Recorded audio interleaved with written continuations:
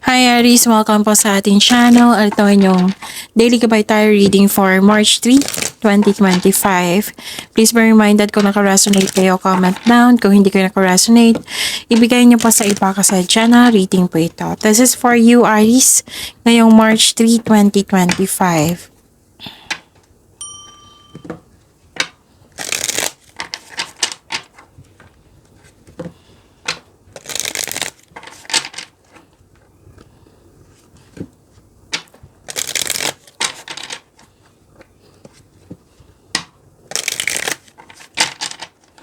Para po ito sa inyo Aries ngayong March 3, 2025. Maraming salamat po sa inyong patuloy na suporta at maraming salamat din po sa mga hindi nag-skip ng ads.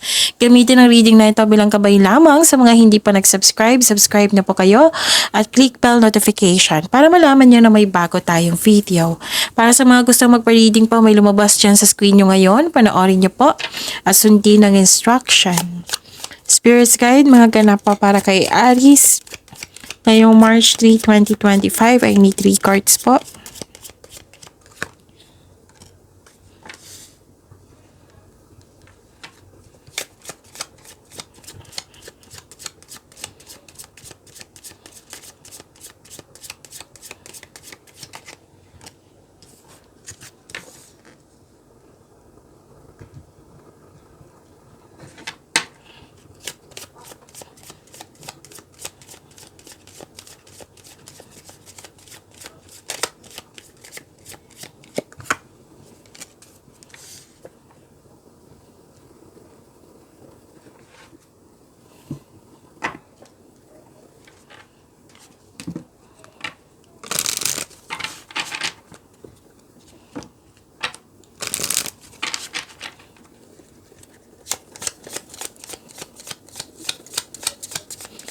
Spirits Guide, mga mensahe po para kay Aries ngayong March 3, 2025. I need 2 cards po.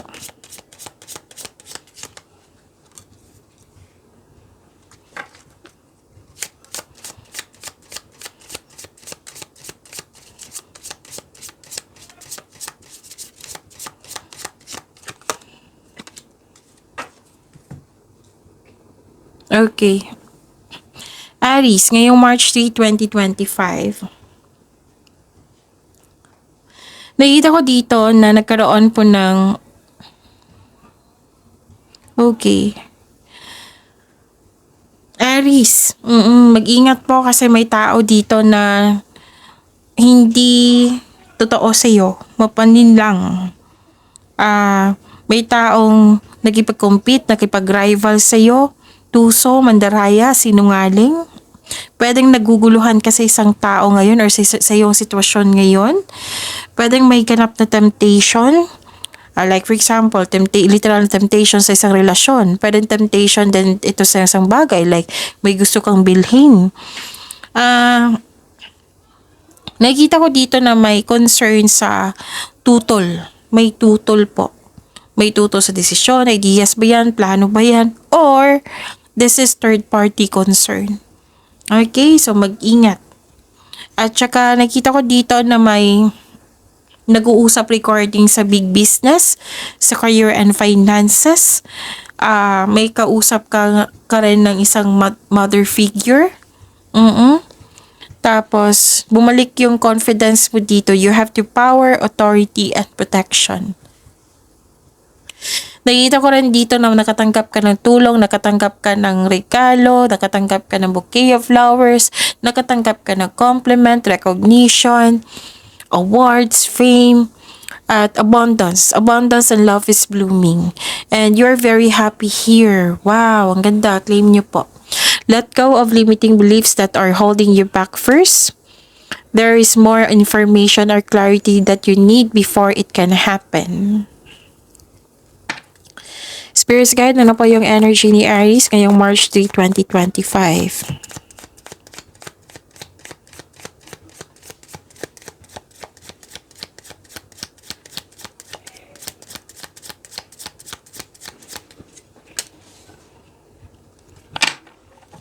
And the clarification of this card po.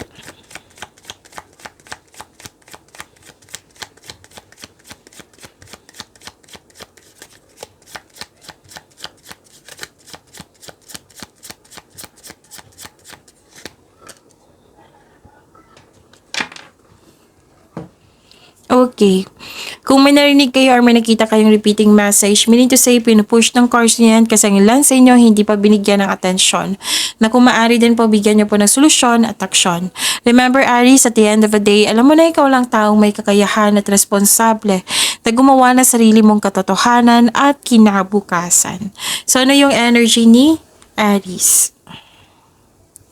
Nakikita ko dito na nagkaroon po ng hesitation and delay. Nagkaroon ng delay ng dahil sa hesitation to take an action. Nagkaroon ng hesitation, nagkaroon ng delay, pwede din sa, yung sabi ko kanina dito na may tuto sa inyong desisyon, ideas ba yan or plano. Yan yung cause ng delay. Pwede din hesitation to take an action. Pwede din literal na delay sa hinihintay mo. You felt defeated dito. At ang ilan sa inyo ayaw lumabas sa comfort zone. If you're serious about your growth, try to step out sa inyong comfort zone. Kasi sa labas ng comfort zone, may success po. Okay? Ano pa? Nakita ko dito na nagkaroon po ng mag-ingat kayo sa scam investment. Nagdesisyon po daw kayo dito na hindi pang matagalan. Pwede nangyari na ito or mangyayari pa lang. So, mag-ingat po kayo lalo na sa mga nag-invest dito.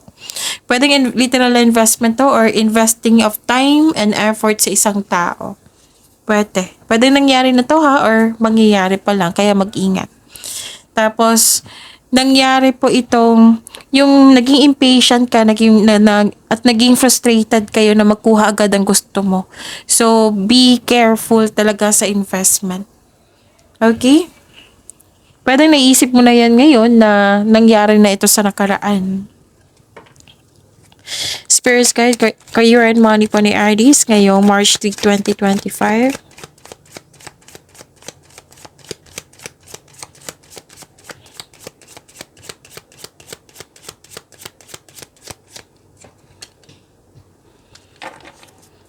And the clarification of this card po.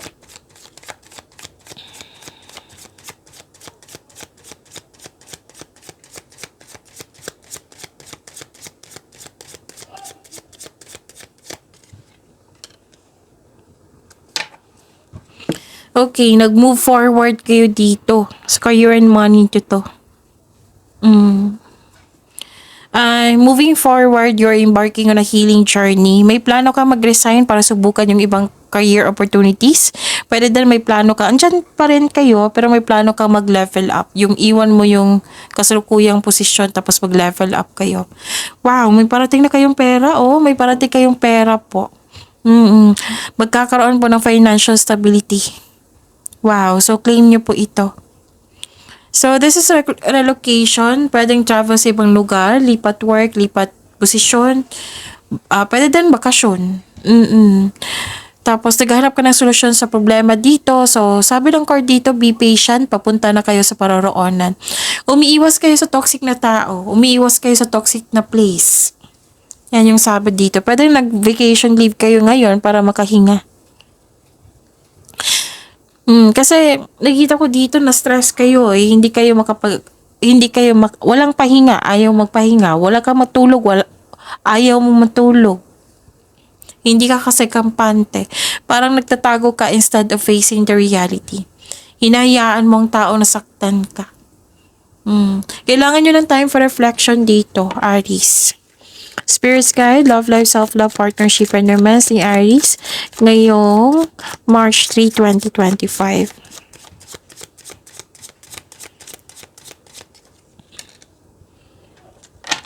And the clarification of this card po.